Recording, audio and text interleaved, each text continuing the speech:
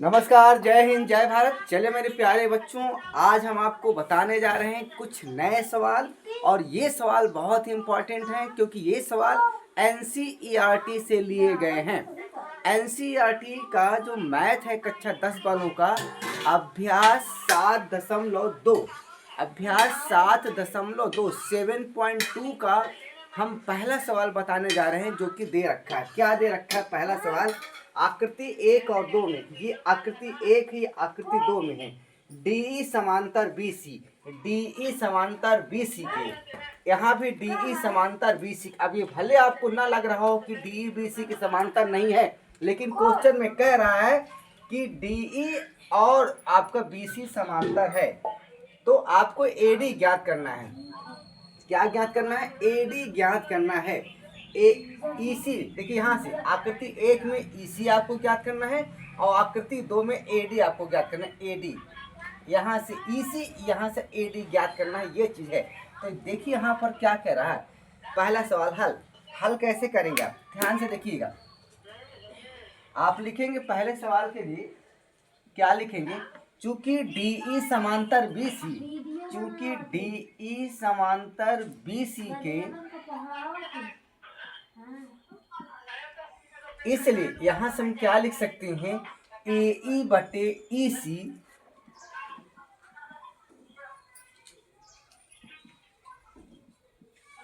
बराबर एडी बटे डीबी।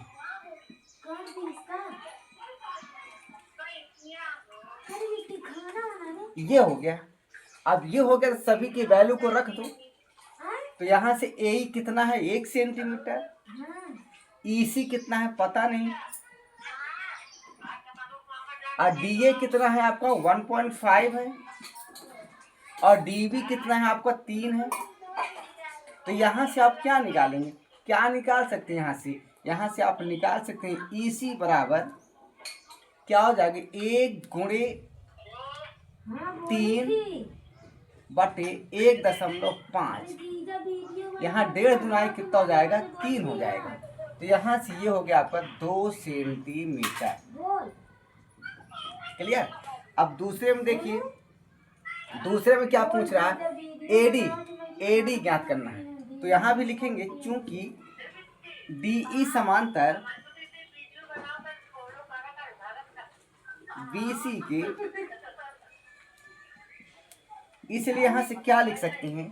फटाफट देखिए, बहुत अच्छे सवाल हैं। एडी पूछ रहा ना, तो लिखिए एडी बटे डीबी बराबर एई बटे ईसी। यहाँ से क्या हो जाएगा? एडी की वैल्यू पूछ रहा है, डीबी कितना है? 7.2, ए कितना है? 1.8 और ईसी कितना है? 5.4। तो यहाँ से एडी बराबर क्या हो जाएगा? 1.8 गुणे 7.2 बटे हो जाएगा 5.4। अब देखिए यहाँ से 18 तिक्का 54, ये 3 बार में कट जाएगा। अब 3 का इसमें भाग देंगे तो यहाँ से हो जाएगा 3 दून 6 और 3 चौको 12। तो यहाँ से उत्तर हो जाएगा 2.4 सेंटीमीटर। तो यहाँ से लिख सकते हैं जो एडी की वैल्यू आ गई 3.4 सेंटीमीटर। ये पहला सवाल है आपका और बहुत ही इम्पोर्टेंट है, इसका आप स्क्रीनशॉट ले सकते हैं। और उसके बाद और सवाल देखते हैं और तुरंत उसको बताते हैं। पर आप लोग पहले इसको देखिए, स्क्रीनशॉट ले लीजिए।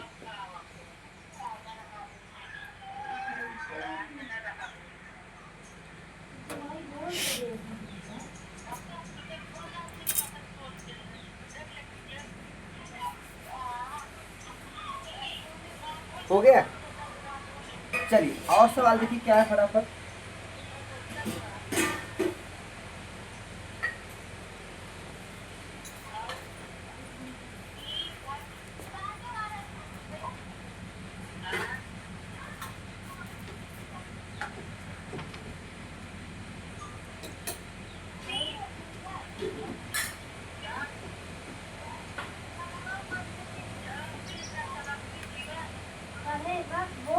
अगला सवाल देखिए क्या है।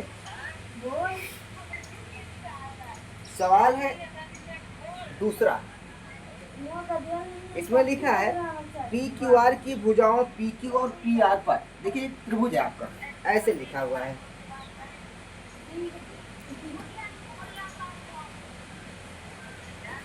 ये एक ट्रायंगल है, इधर भी ट्रायंगल है आपका,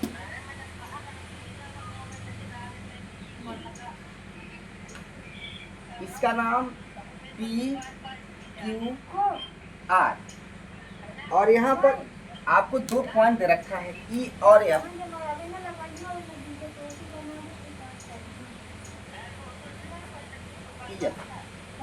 पी क्यू आर की भुजाओं पी क्यू पर ई और पी आर पर एफ है। निम्नलिखित में से प्रत्येक स्थिति के लिए बताइए कि क्या ई एफ और क्यू आर, कह रहा है E F parallel Q R, क्या ये समांतर है? किस स्थिति के लिए? मतलब 2-3 आपको स्थिति दे रखी है और कह रहा है क्या ई एफ समांतर है?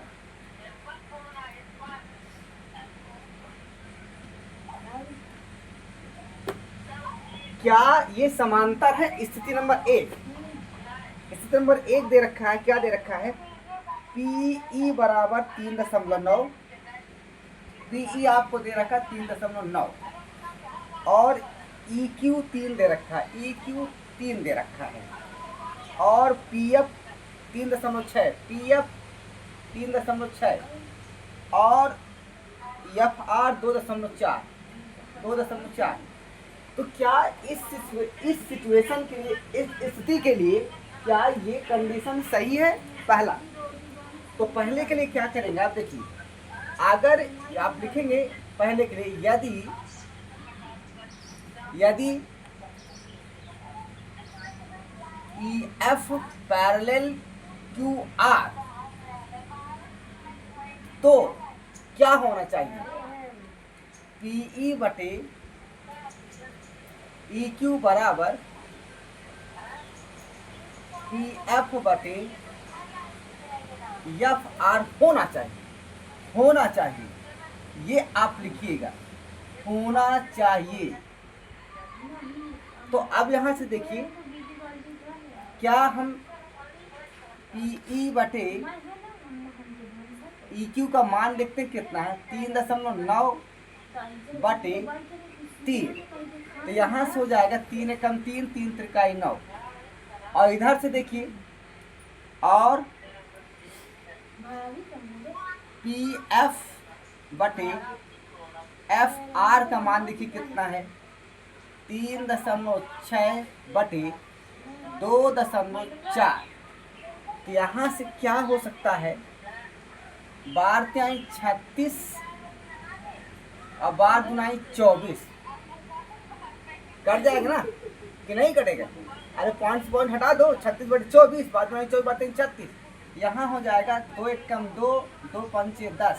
तो आप देख सकते हैं, लिख सकते हैं, चूंकि पी ई बटे ई क्यू बराबर नॉट पी एफ बटे एफ आर, इसलिए इन स्थिति के लिए ई एफ और क्यू आर समांतर नहीं है।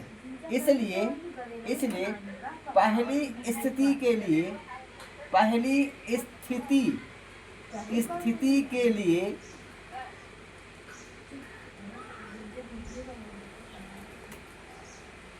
क्या लिखेंगे? ई एफ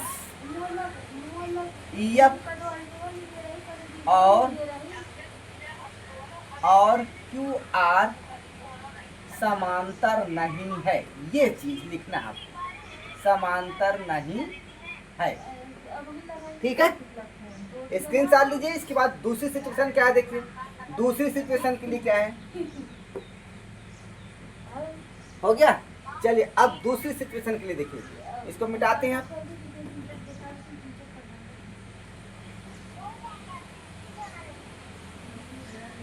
अब दूसरी सिचुएशन के लिए क्या है? आपको दे रखा है पीई बराबर 4,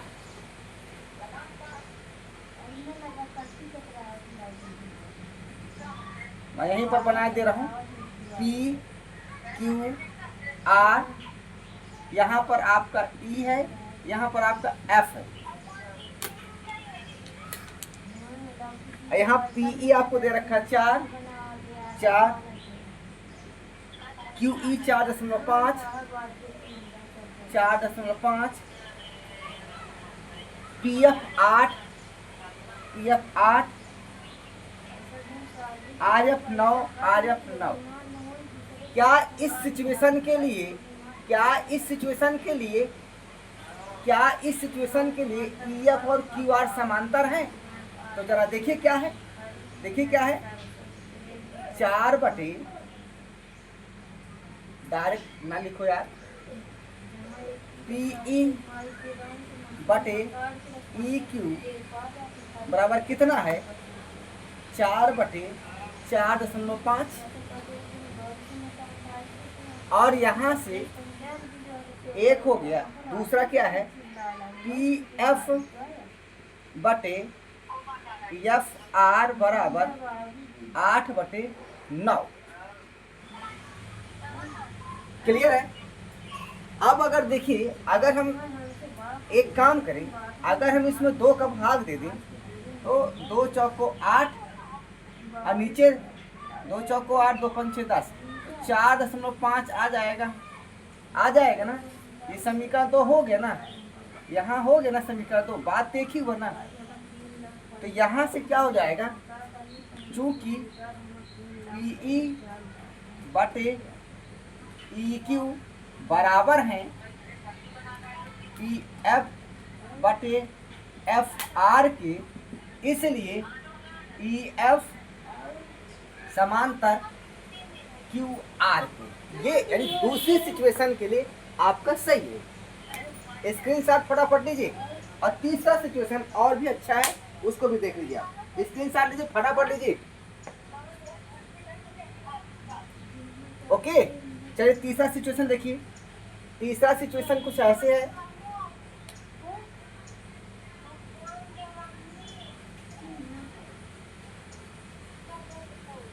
क्या इधर दिख रहा है वीडियो? पी क्यू आर, ये तीसरा सिचुएशन है। यहाँ से आप ऐसे कर लीजिए, यहाँ पर लिख लीजिए ई और यहाँ पर एफ लिख लीजिए। इसके लिए क्या है, पी क्यू 1.28, पी क्यू यहाँ से यहाँ तक दे रखा है आपका, कितना दे रखा है? 1.28, ठीक है। और आपका दे रखा है पी आर 2.56, पी आर यहाँ से यहाँ तक दे रखा है आपका 2.56। क्या दिख रहा नीचे तक? हाँ ठीक है, दिख रहा है।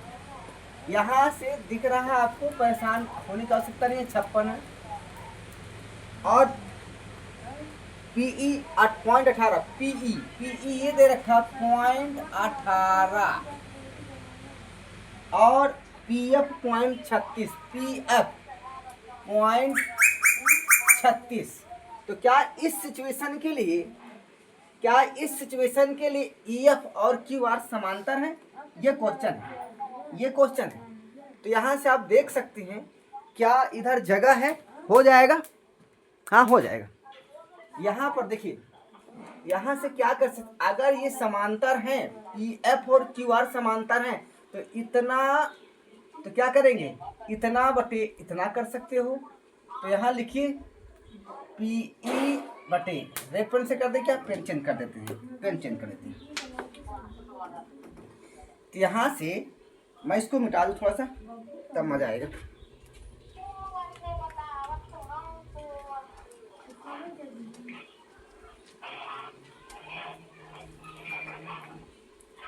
यहाँ से देखिए, ओके। यहाँ से देखिए क्या करेंगे आप,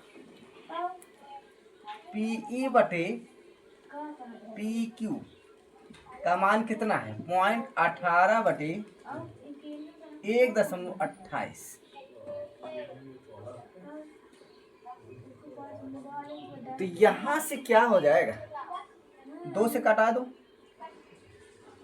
पॉइंट हटा दो,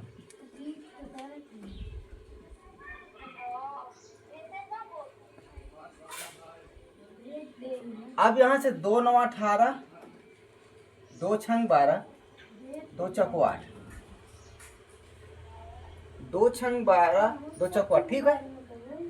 अब यहाँ से कुछ घट नहीं रहा तो 9 बटे आप 64 कर दो। अगर यहाँ देखो पी एफ बटे पी आर बराबर 0.36 बटे 2.56। यहाँ से 36 बटे क्या हो जाएगा 256 हो जाएगा। 4 का भाग दे दो, 4 नहीं 36, और यहाँ से क्या हो जाएगा 4 छंग 24, 4 चौक 16, यानी ये हो जाएगा आपका 9 बटे 64। तो 1 और 2 से क्या लिख सकते हैं, 1 व 2 से पी बटे पी क्यू, पी बटे पी क्यू बराबर है पी एफ बटे पी आर की। इसलिए पी एफ समांतर पी आर। ये रहे 2 महत्वपूर्ण सवाल आज के, बहुत ही इम्पोर्टेंट सवाल। कल का वीडियो और इम्पोर्टेंट रहेगा, बस आप ध्यान से देखते रहिएगा। और आपसे रिक्वेस्ट है कि अगर एनसीईआरटी के सवाल आपको समझ में आने लगे हैं अरिहंत बुक के बाद, तो आप लाइक सब्सक्राइब शेयर जरूर करिए। और इस नए साल में 2026 में आप हमारे लिए और हम आपके लिए एक गहरी मित्रता, गहरी दोस्ती में बदल जाए। सबको जय हिंद, जय भारत।